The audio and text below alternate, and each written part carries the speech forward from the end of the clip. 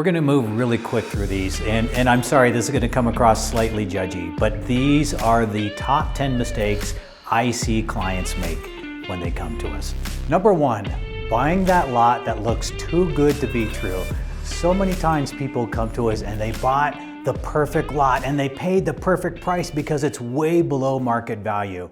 And then we discover there's things like maybe it's a really steep slope. So that steep slope, it's going to cost more to build on. Or maybe it has bad soil and so it's going to cost more to build on. Or maybe we have to bring utilities from far away over to that lot and it's going to cost more to build on. Sometimes people buy lots because they're really cheap. And that's their sole reason for buying that. They got such a great deal. But when you see a lot that is below market value, your radar should be going off. I'm not saying don't buy it because it could possibly be a very good deal, but make sure you're talking to your builder and you understand what the total cost for that lot to be to get it ready to build. Getting a lot ready to build, if you're not prepared, can be significant. So if you see that really cheap, below market value lot, ask questions first. That's a huge mistake that we see happen.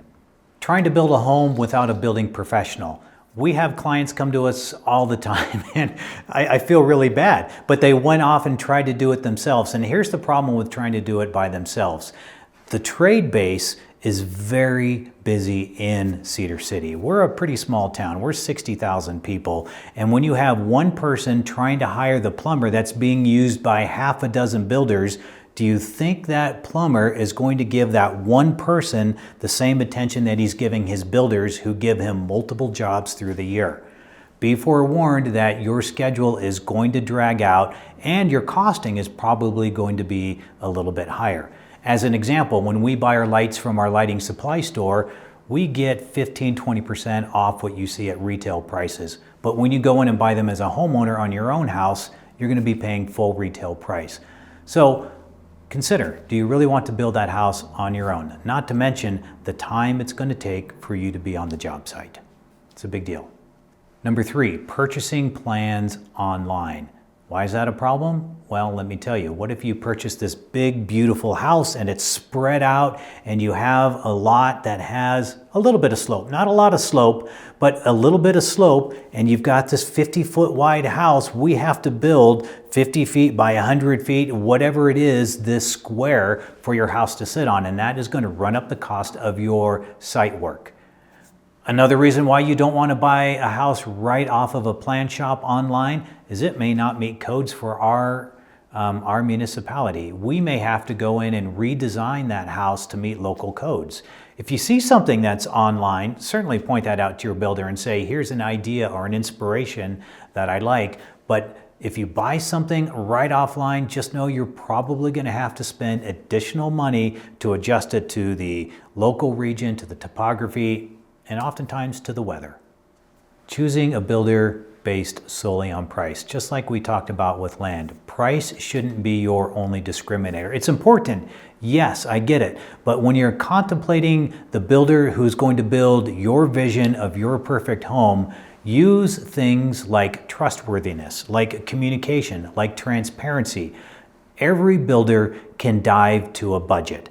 Every builder can, and we can all work together, you, me, and my team, to get your house designed and built to a budget. But if you pick a builder solely on price, you don't know what kind of service you're going to get, right? That's really important. What level of communication you're going to have. What quality of materials are you going to have on your project? If you've heard horror stories about other people's bad experience with a builder, 9 times out of 10, it's because they picked a builder solely on price. Biting off more than you can chew, I think, is sort of a human hazard that we all have to be aware of. If there's lots of change going on in your life, maybe building a house today isn't the right choice for you. Maybe you can think about delaying it until your life stabilizes a bit, because when you're building, it's going to take a lot of your time. Even with the best of builders, you have to pick colors and carpets and cabinets and all of these things. And there are some great YouTube videos out there on the selections process. A lot of decisions to be made. If you are having a baby or having any other life event or a job change or just things feel chaotic, wait until you have the brain power that you can dedicate on your team and it will turn out better. Your house will be better, the experience will be better.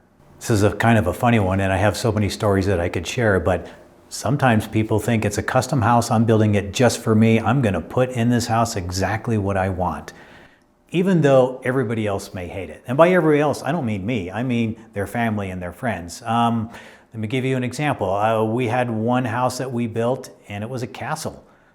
It was really cool. Don't get me wrong. It looked like a castle and it was really cool. I can only imagine when it comes time for them to sell, because remember that national average is people live in their houses 5 to 6 years. It's going to be a little bit harder to sell a castle than it would be to sell just a typical nice looking house in a nice neighborhood. Or maybe too many trendy things, because trends go out of trend, and that's why they're trends. Maybe you want to design your house so it is a bit more classic on the interior. These are things that you should be thinking about and making sure that your house is personalized to meet you and your requirement. Be thinking, what's going to happen in 5 to 7 years, and am I going to want to be able to sell this house? Sometimes we have people who are expecting workers to be on the job every day, 10 hours a day. And I'm going to tell you, as a custom home builder, that's just not always the case. Let me give you an example. Our framers work 4/10s. So every Friday, you're not going to see anybody on the job site because we're framing, but they've already put in their time Monday, Tuesday, Wednesday, Thursday. Friday, it's their day off.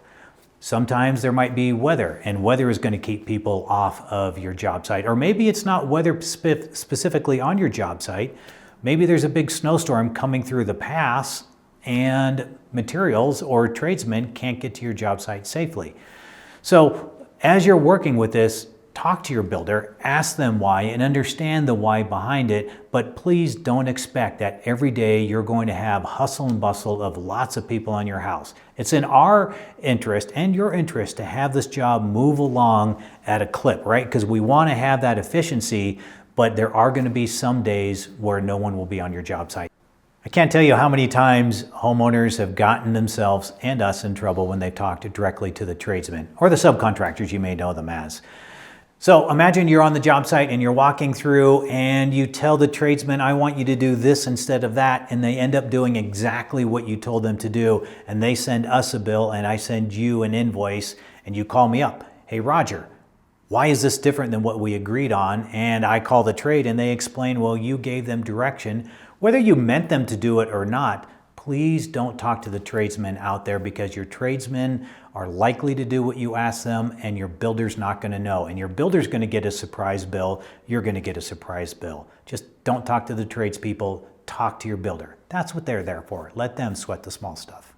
Lastly, another frustrating part is not understanding changes and how that impacts the job. Let's say that we are installing your cabinets and you decide that you want a 42-inch range instead of the standard 30-inch range that you picked because you saw this brilliant range on a showroom floor and it's on sale. We've already got your cabinets made and they're being installed, so you have to understand the impact that's going to have. Not only is there going to be additional costs to take those pieces of cabinets back to the shop, we're going to have to refabricate them. We may have to readjust the utilities to make sure we have proper gas and power to power this new large cooktop that you picked. It's not that we're saying that you can't change, but just the frustration points that we see are not understanding that making changes while you are building causes other implications downstream. Just be aware of that and have those conversations with your builder. And if you've started the process of something and you want to make that change, talk to your builder sooner than later. It'll save a lot of headache.